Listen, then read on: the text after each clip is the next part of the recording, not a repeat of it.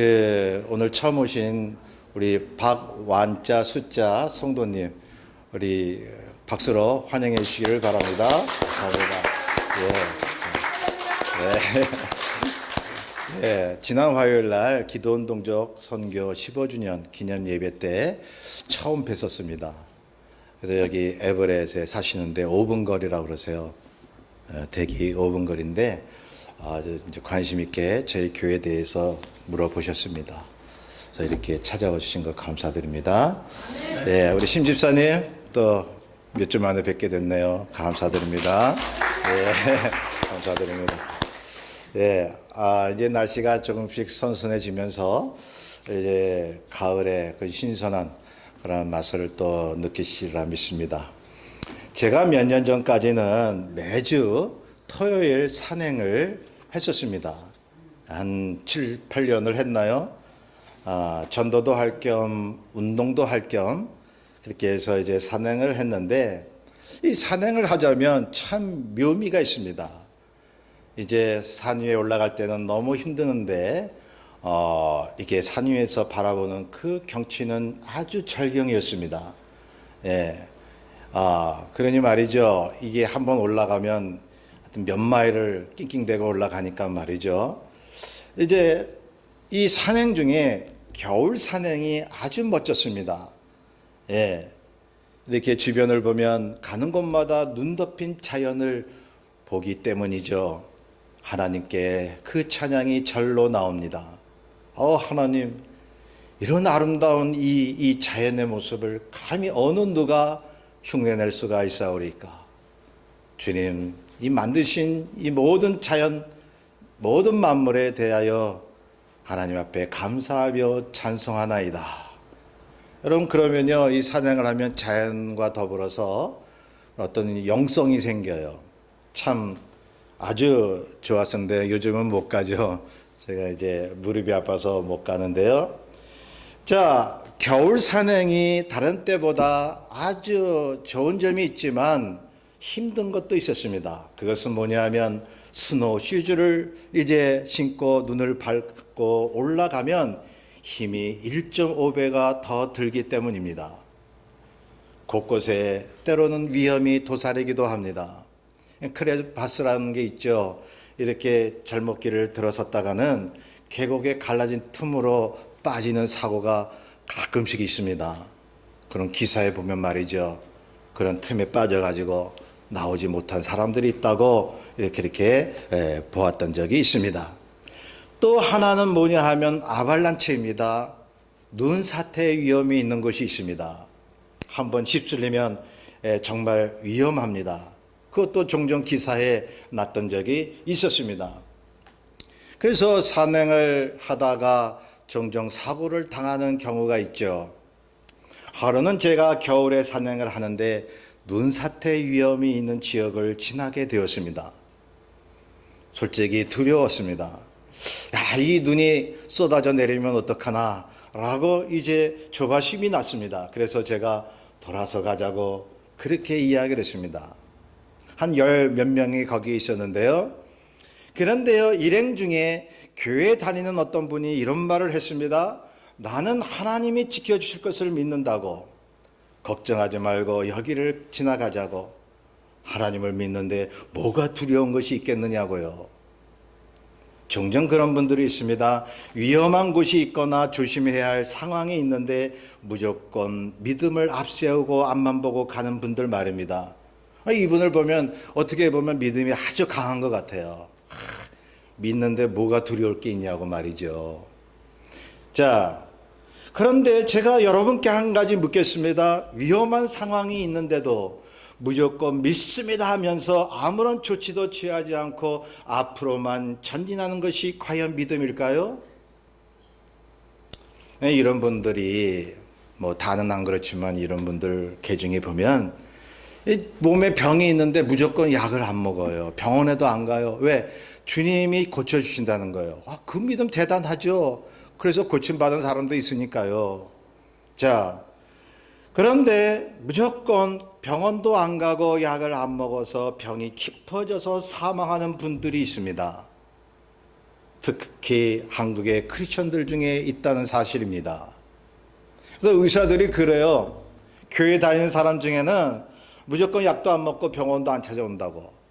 그래서 사망하는 그런 분들이 있다고 아주 넌더리를 냅니다. 예수 믿는 사람들은 다 그러냐고요. 성도 여러분, 믿음은 믿음인데 만용의 믿음이 있습니다. 자랑하려는 믿음이 있습니다. 과시용 믿음이 있습니다. 내 생각 위주의 믿음이 있다는 사실입니다. 이 믿음은 하나님이 주신 믿음이 아닌 것입니다. 성경에 주님께서 평안을 말씀하셨죠. 믿음을 가지라고 말씀하셨죠. 그 평안과 믿음은 하나님 앞에서의 겸손과 주님의 뜻대로 따르는, 그래서 마음의 안식이 오는 그러한 믿음을 말씀하시는 것입니다. 내 의지로 용맹을 떨쳐보려는 믿음이 아니라는 거예요. 그래서 성경은 상황에 따라 두려워하라고 말씀하고 있습니다. 마태복음 10장 28절에 오직 몸과 영혼을 능히 지옥에 멸할 수 있는 이를 두려워하라고 말씀합니다. 하나님을 두려워하라고 말씀합니다.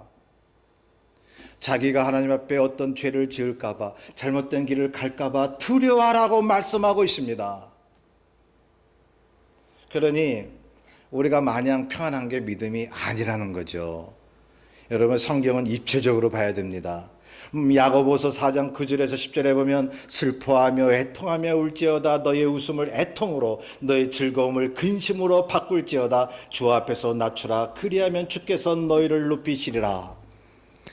그래서 주님 앞에 두려워하고 자기 죄가 이제 마음속에서 움틀까 봐 주님 앞에 항상 조심하며 두려워하는 사람이 주께서 말씀합니다. 겸손한 자라고요. 우리는 무엇에 두려워하고 무엇에 두려워하지 않는 믿음이 있는지 그것을 살펴봐야 합니다. 그래서요, 자신의 믿음의 상태가 흔들릴까 봐, 주님 앞에 책망받을까 봐, 그래서 늘 조바심하는, 그런 두려워하는 사람이요, 영성이 깊은 사람이에요. 자, 그러한 의미에서 본다면 평안하고 기뻐하는 것보다 두려워하고 애통하는 것이 그러한 사람이 오히려 믿음 있는 사람이 아닐까요? 그러니까 늘 병행하는 거예요. 균형이 있어야 되는 거예요. 주님 때문에 늘 평안하고 마음이 기쁨을 갖고 하나님 나라의 그 안식을 누리는 그러한 삶을 사는가 하면, 한쪽에는 그러한 평안을 위해서 늘 주님 앞에 올바로 서려고 두려워하며 마음속에 늘 주님 말씀으로 자신을 비추는 사람, 두 가지 중에 균형이 깨지면 큰일 나는 거예요.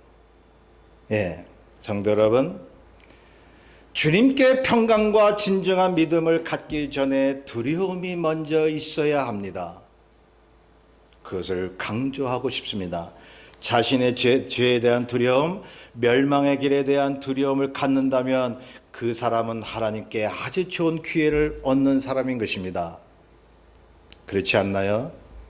주님을 모르거나 안다고 해도 그 믿음을 저버린 채 삐딱한 믿음으로 나는 주 안에서 평안하다 라고 한다면 그게 하나님이 주신 복일까요?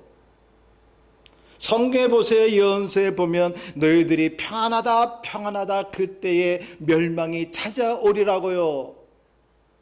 경각심을 가져야 되는 거예요. 예, 우리가 늘 깨어 있어야 하는 거죠.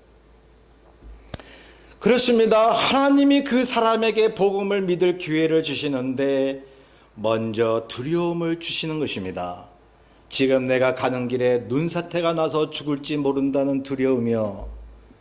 위험한 지역을 가는데 두려움이 없다면 그건 믿음 아니에요.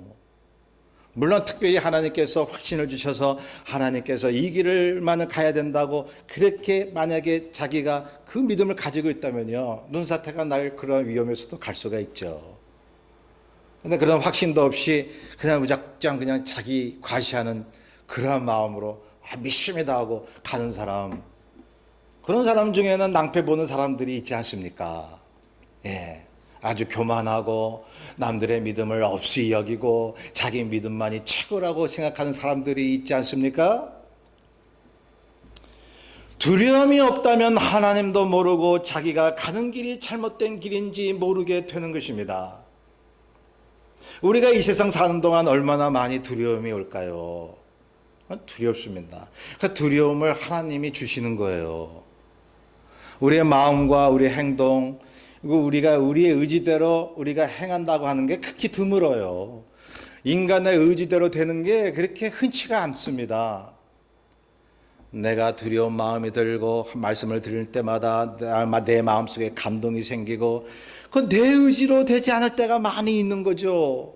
그렇다면 하나님의 말씀을 듣고 자신의 죄 때문에 두려움 속에 주님 앞에 올바로 서겠다는 마음이 든다면 하나님이 주신 마음이 아니겠어요? 우리는 이 세상을 살아가면서 많은 두려움이 생깁니다. 삶이 궁핍해지고 질병이 오고 늙어가면서 죽음에 대한 두려움이 오게 됩니다. 죽음에 대한 두려움이요. 어떤 분은 예수 안 믿는데도 나 두려움 없어. 그냥 평안해. 뭐 죽으면 죽는 거지 뭐. 그런 사람이 있어요. 그러면 주님 믿을 기회가 전혀 없는 거예요. 두려움이 없는데요. 뭘 기대하고 뭘 믿을 게 어디 있어요. 자기 힘으로 살 수 있다고 하는 그런 사람한테 말이죠. 성도 여러분, 그래서 어떤 의미에서 어떤 상황에서는 내가 두렵고 떠는 마음을 갖는다라고 하면 하나님이 우리를 부르시는 음성임을 믿을 수 있는 것입니다. 만약 하나님이 주시는 두려움이 있음에도 불구하고 억지로 외면하고 그 두려움을 회피하고자 한다라고 하면, 세상 쾌락으로 그 두려움을 떨쳐버린다고 하면 영영이 주님을 영접할 기회를 놓쳐버리고 말 것입니다. 자신의 죄에 대한 두려움, 제가 자꾸 강조를 합니다. 그리고 이제 이렇게 멀쩡히 교회 다니다가 이제 또 안 다니게 되는 분들도 많이 있죠. 그러면 언제고 나 예수 믿으면 되지, 언제고 나 교회 다니면 되지, 뭐가 문제야 라고 할 수가 있죠. 그럼 언제고 예수님이 다시 부를 수 있어요. 그런데 하나님이 그런 기회를 안 주시면 어떡하죠? 모든 기회는 하나님이 허락하고 주시는 것으로 우리가 믿는다면, 내가 교회 오는 것도 말씀을 듣는 것도 주님이 주신 기회라고 우리가 생각할 수 있죠. 하나님이 그 기회를 안 주신다면, 여러분, 세상에는요 아직도 하나님의 말씀 복음조차 한마디도 듣지 못한 사람 수두룩하게 많아요. 성경이 뭔지 예수가 누군지 한 번도 들어보지 못한 사람들 많습니다.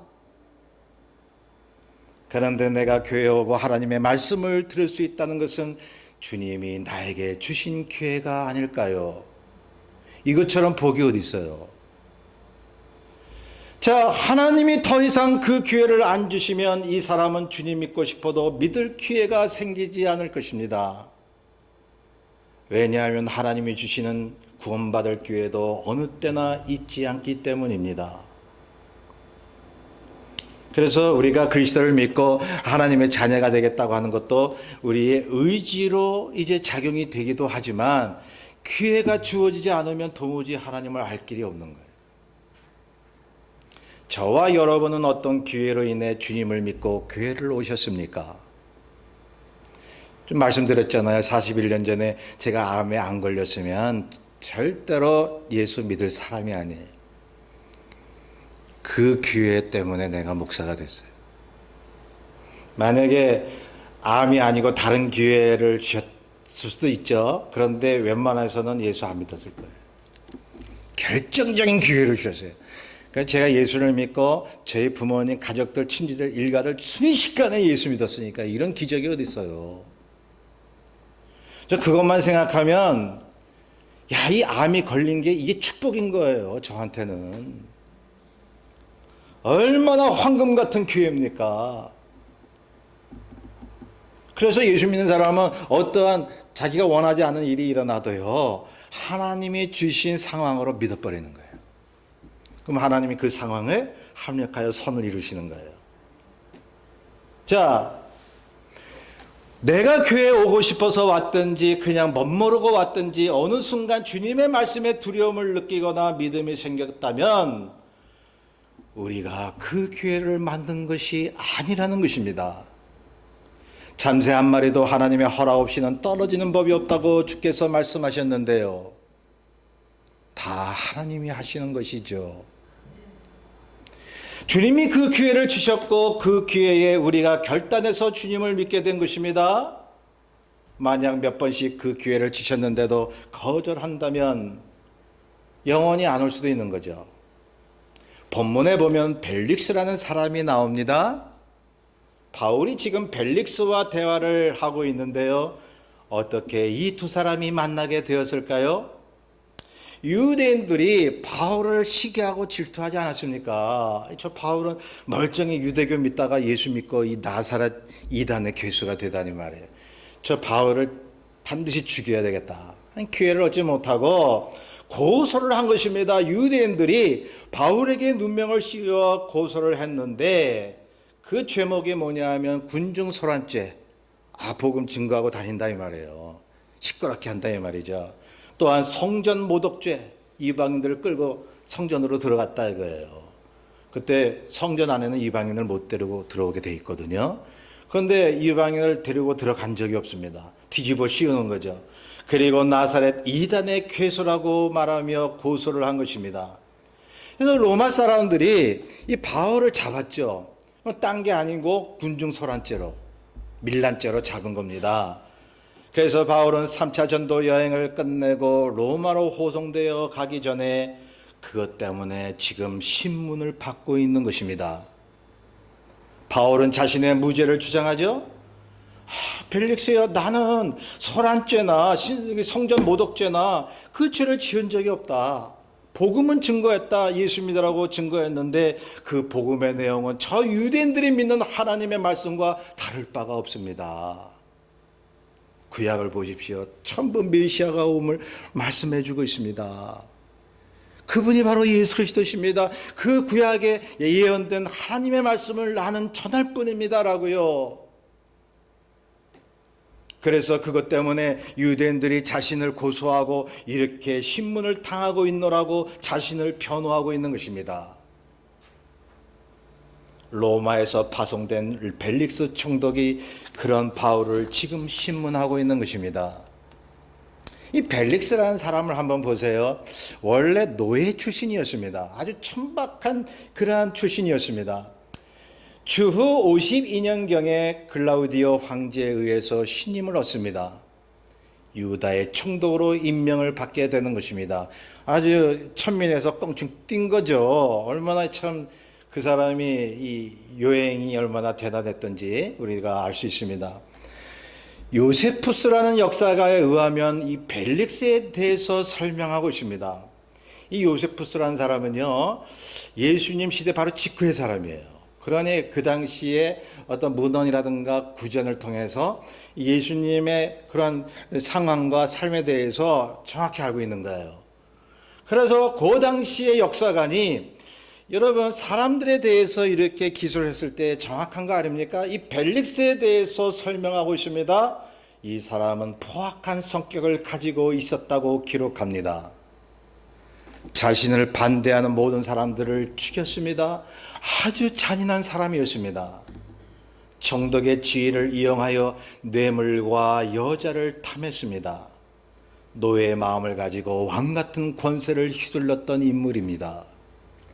특히 뇌물을 좋아했습니다. 펠릭스가 그런 사람이었습니다. 그런데 지금 바울을 신문하고 있습니다. 바울은 억울한 일을 당하든지 어떤 장소에 있든지 로마로 끌려가면서는 법정에 서든지 담에색 도상에서 만난 그 예수 그리스도 그 주님만 전하는 거예요. 그래서 억울하게 지금 신문을 받아도 오직 하나님의 말씀을 전하고 있지 않습니까? 여러분 우리가 어떤 처지에 있든지 오직 예수님 그 복음을 증거하라고 그 상황을 주신 거예요. 바울이 그러고 있습니다. 그래서 본문 바로 전해보면 벨릭스에게 복음을 증거한 것입니다. 의인과 악인의 부활에 대해서 전하고 있었습니다. 그래서 본문 22절에 보면 벨릭스가 이 도에 관한 것을 이미 자세히 알고 있었다고 기록합니다. 내가 그거 알고 있는데 이 바울이 이 얘기를 하네? 바울의 말을 듣고 있다가 바울을 신문하는 것을 연기합니다. 왜냐하면 그리스도의 복음을 일부러 회피한 것입니다. 왜 벨릭스가 자꾸 이 바울을 만났을까요? 싫어하는 그 복음의 내용을 들으면서까지. 그 이유가 뒤에 나오죠. 자, 바울을 지키되 자유를 주고 다른 사람이 바울을 돌보는 것을 금하지 말라고 합니다. 왜 그랬을까요? 왜 친절을 베풀었을까요? 이 벨릭스가요, 바울에게요. 자, 그렇게도 악한 사람이, 복음에 대해서는 더 이상 듣기도 싫어했던 사람이 바울을 친절히 대합니다. 왜요? 26절에 나오죠. 뇌물을 좋아하는 사람이었기 때문에 바울에게 돈을 받을까 하여 그 요량으로 바울을 계속 만나고 있습니다. 그러니까 복음 말씀은 이거는 눈에도 안 들어오는 거야. 귀에도 안 들어오는 거야. 흔히 전에도 죄수가 돈 줘서 내가 이렇게 형을 감하고 그런 적이 있었다. 이 바울도 좀 돈 주지 않을까, 그런 것이죠. 그래서 24절에 보면 벨릭스는 자기 안에 들으시려고 함께 와서 바울을 다시 부릅니다. 그리스도 예수를 믿는 도리를 다시 들었다고 했습니다. 복음을 듣기 싫어하면서 뇌물을 받으려고 바울을 계속 만나는 이 벨릭스라는 사람이요, 요즘도 벨릭스 같은 사람이 있지 않을까요? 그런 생각을 했습니다. 비즈니스 때문에 교회를 오는 사람이 있습니다. 어떤 교육 시스템 때문에 큰 교회를 찾기도 하죠. 자신의 어떤 유익 때문에 말씀을 듣기 싫어하면서도 교회에 오는 사람이요. 물론 그것도 주님이 주신 기회입니다. 아무런 생각 없이 교회에 올지라도 언젠가는 변화를 원하시는 주님, 그래서 그에게 교회에 올 기회를 주시는 주님. 그런데요, 주님이 복음을 들을 기회를 주셨건만 그 기회를 그냥 무의미하게 보내는 사람들이 있지 않나요? 너무너무 많이 있지 않나요? 바울을 찾은 벨릭스 부부에게 바울이 계속 복음을 전하고 있습니다. 25절에 의와 절제와 장차 오는 심판을 강론했다고 말씀합니다. 그랬더니 벨릭스가 두려워했다고 했습니다. 제가 말씀드렸죠. 말씀을 듣고 두려워하는 거는요, 이거 하나님이 주신 기회예요. 아무나 하나님 말씀에 두려움 갖지 않아요. 콧방귀 끼지. 그런 말이 어딨냐고 말이에요. 천국이 어딨느냐고, 심판이 어딨느냐고. 벨릭스가 바울의 그러한 심판의 말씀을 들었을 때 두려워했다고 했습니다. 왜 두려워했을까요? 자신의 죄가 너무 많기 때문에, 자신을 위해서 많은 사람을 죽였기 때문에, 뇌물 받고 방탕한 삶을 지금 살고 있기 때문에 두려웠던 것입니다. 그러니 말이죠, 벨릭스가 그래도 조금은 양심이 있잖아요. 두려움이 생겼다는 거 보면. 자, 여러분, 역사상 많은 혁명가들과 독재자들 수천 명을 죽이고도 눈 하나 깜짝 안 했습니다. 양심에 화에 맞은 사람들, 갇히게 되거나 두려움이 전혀 없었던 사람들, 남에게 크나큰 해를 입히고도 전혀 가책이 안 되는 사람들, 불쌍한 사람들이에요. 자기 죄에 대해 두려웠다는 것은 사람다운 모습이 조금은 남아있다는 거 아닙니까? 그러니요, 여기 보면 주님께서 벨릭스에게 구원받을 기회를 주셨다는 말이에요. 그래도 뇌물을 위해 바울을 만났을지라도 복음을 들을 기회를 주셨다는 것입니다. 그 말씀에 두려운 마음을 가질 기회를 주셨습니다. 구원받을 수 있는 철호의 기회였습니다. 이 사람이 겸손한 사람이라면, 자신을 비출 수 있는 사람이라면. 그런데요, 우리 같이 읽었잖아요. 그 생명과 같고 황금과 같은 하나님이 주신 기회를 벨릭스는 걷어차 버렸습니다. 오직 돈만 보이는 거예요. 두려움이 생겼지만 그 두려움 때문에 바울의 말을 더 이상 듣지 않도록 그 장소를 떠나게 해버립니다. 그런데 벨릭스가 어떻게 자꾸 바울을 또 불러요. 돈 받으려고.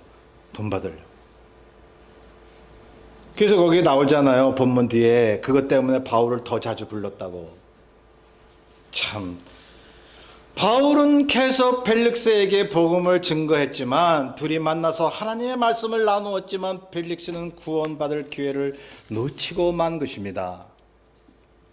그래서 본문 마지막 절을 보시면요, 벨릭스는 그 소임을 마치고 다른 곳으로 가게 됩니다.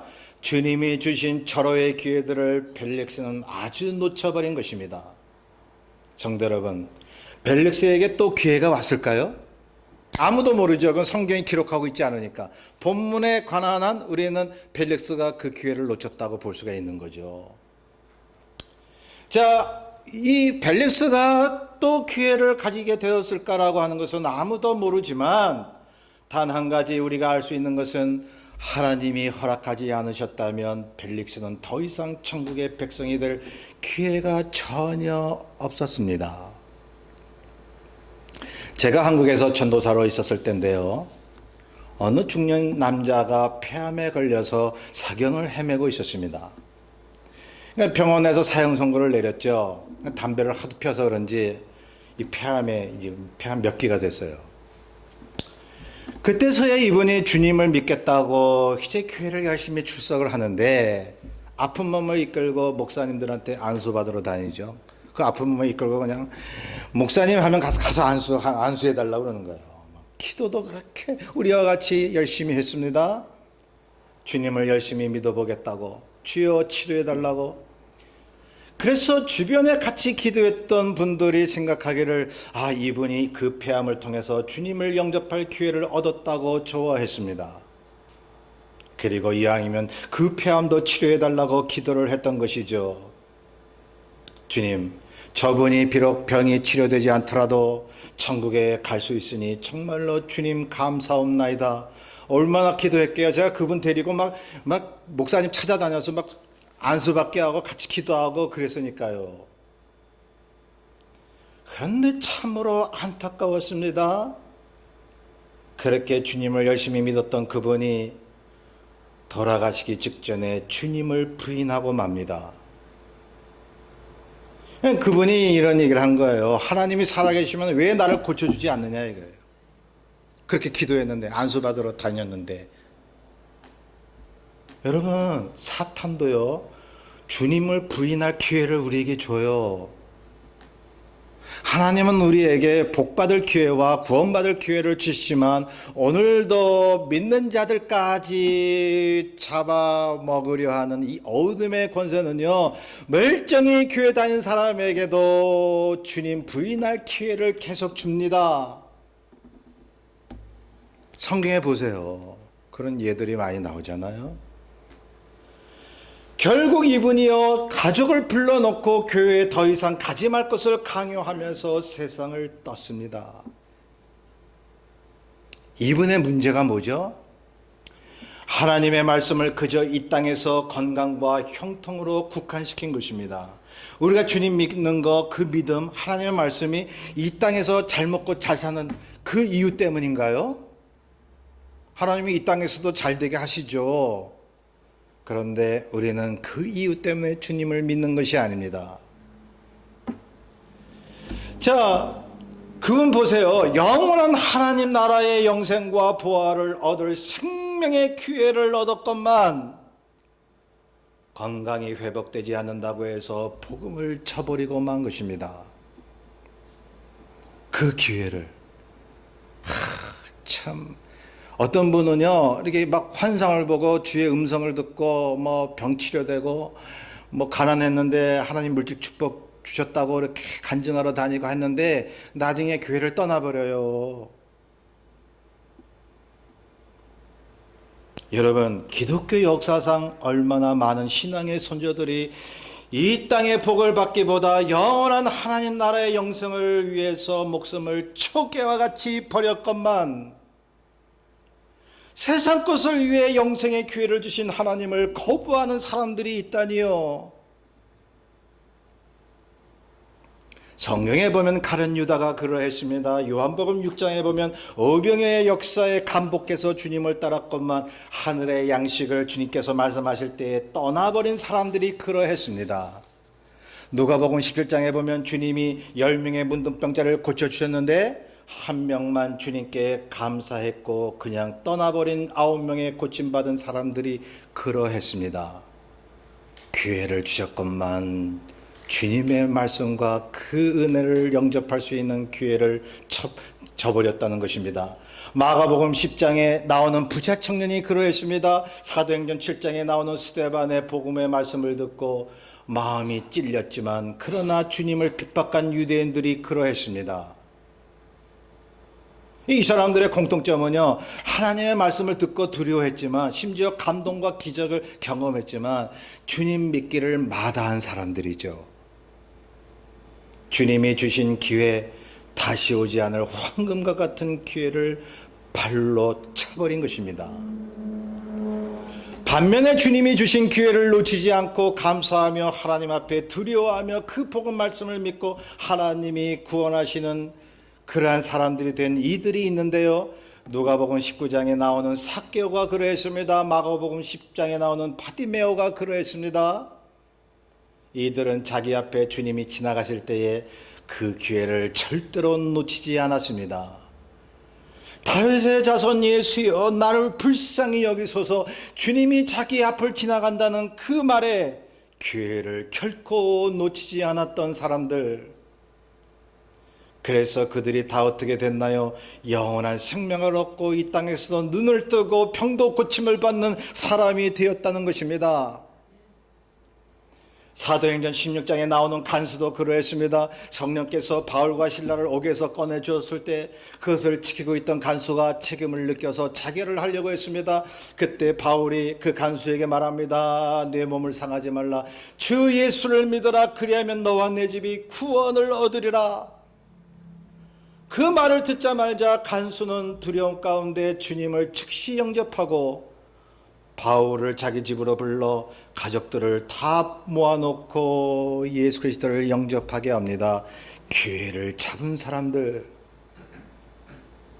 요한복음 4장에 사마리아 수가성 여인이 그러했습니다. 우물가에서 주님을 만나 말씀을 듣고 그 주님을 만난 기회를 보고 주님을 영접합니다. 동네에 가서 그들에게도 주님을 알리게 됩니다. 한순간에 기회를 놓치지 않았던 사람들, 한순간이 그 사람들의 영혼을 바꿔버린 사건, 고통 가운데 주님이 주시는 말씀에 감복되거나 혹 두려워하여 그 기회를 놓치지 않았던 사람들, 절규하면서 주님의 생명의 말씀의 기회를 놓치지 않고 의지했던 사람들, 그 사람들이 평생 동안 주님의 자녀로 신앙인으로 살아갈 수가 있었던 겁니다. 성도 여러분, 저와 여러분에게 주님이 그 기회를 주셨기 때문에 교회에 오고 예배드리고 주님을 위해서 신앙생활 하는 거예요. 여러분, 그 기회가 어떤 기회였습니까? 여러분, 이미 하나님의 자녀가 되었어도 순간순간 복받을 기회도 주십니다. 내가 하나님의 자녀가 되었지만, 그런데 하나님이 이 땅에 살면서도 우리에게 더 큰 복을 주시기를 원한다는 거죠. 너 이 땅에는 그냥 아무것도 아니야. 천국만 바라봐. 이 땅에는 그냥 가난하고 병들게 살더라도 주님만 바라봐. 그게 아니라는 거죠. 천국을 아는 분들은 이 땅에서도 하나님이 주시는 복을 누릴 수 있다는 얘기죠. 그 기회를 주셔요. 복받을 물질의 복, 건강의 복, 여러 가지 복, 자기가 원하는 것이 응답될 수 있는 복의 기회를 주시는데 그 기회가 어떤 기회인지 곰곰이 생각해 보시기를 바랍니다. 하나님의 축복의 기회를 반드시 부여잡고 나아가는 그 사람이 주님께 은혜 받는 사람이 될 것입니다. 부디 그러한 신앙의 삶을 살게 되시기를 주의 이름으로 축원합니다. 우리 뜻을 잘 생각하면서 찬송가 520장 찬송합니다. 520장입니다.